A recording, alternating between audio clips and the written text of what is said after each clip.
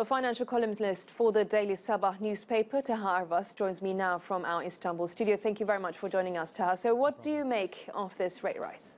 Well, I think what's interesting here is that the central bank came out ahead of expectations here. I think the highest rate expectation hike that I had heard of was 500 basis points before this, and they really beat everyone to the punch here and really went all out.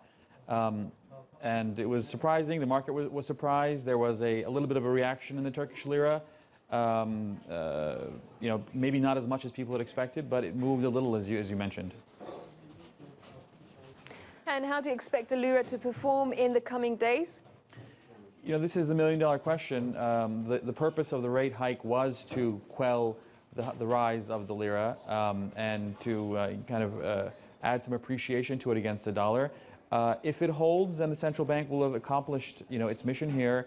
But there are so many other headwinds going on globally. There's an economic trade war between the United States, China, and the EU right now. Just all over the world, there's uncertainty. So will it hold? Hopefully, but really it's anyone's guess here.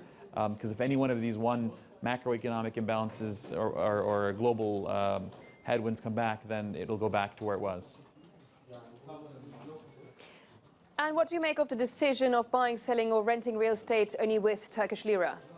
I think it's great for local renters, obviously. If you own a commercial property and if you're renting a commercial property, then suddenly you have something, you don't have to hedge against FX changes anymore, because previously you were both a retailer and you had to hedge against changes in foreign exchange currencies, and that has changed. So that will make commerce much easier.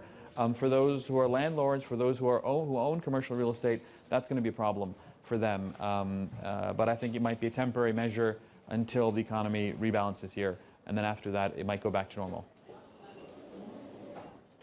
Well, we have to wrap it up here. Thank you very much for that insight there, Taha Arvas. No problem.